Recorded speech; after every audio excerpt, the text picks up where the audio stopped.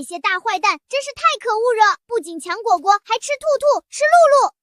猴爷爷，你放心，我来帮怒们把那些大坏蛋都打跑啊！走。陆怀瑾，陆君泽，来人，传令下去，全军集结，明日一早随本王攻城。王爷，马都疯了，军营里的战马不知为何全都受了惊，到处乱踢人，士兵们根本拦不住。那可是军粮啊，哪来的田鼠？蛇！快抓住那群猴子，他们把兵器都抢走了。王爷，大事不好了，我们被一群畜生给攻击了。冲啊！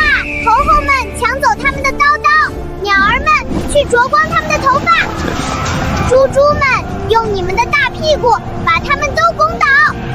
给本王把他射下来，立刻，马上！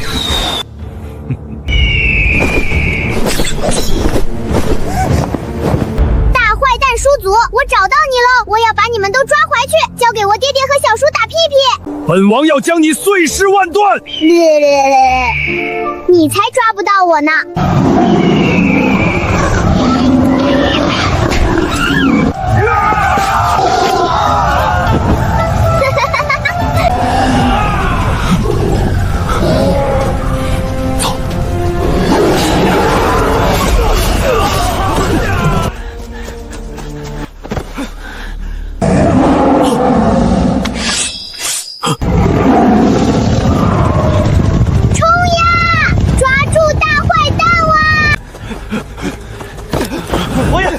出口就在前面。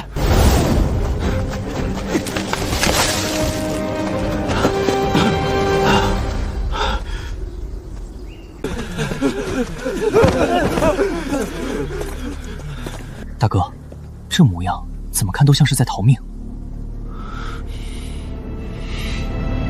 抓住他们！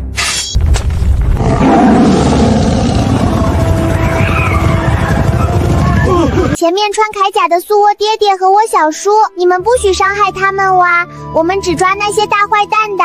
爹爹、小叔，这些都是我新交的好朋友。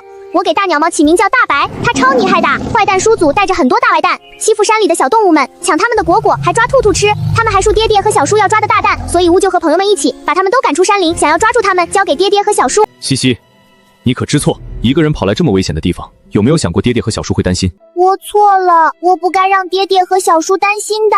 爹爹、小叔，你们不要生气啦，我可是帮你们把坏蛋叔祖和他的手下都教训得很惨很惨的。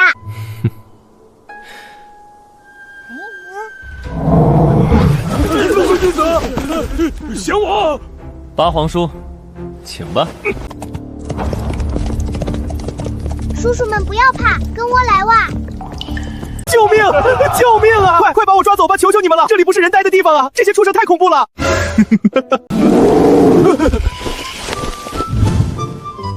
你说小公主还收不人，她当主帅，我也想去，跟着小公主打仗，那不比跟着大将军轻松多了？我们西西真能干。那素当然的，我可是爹爹的女儿，我以后还会更能干的。爹爹，你在想什么呀？在想我家西西以后一定比爹爹还厉害。不要，我不要跟大白分开，我要带大白一起回去。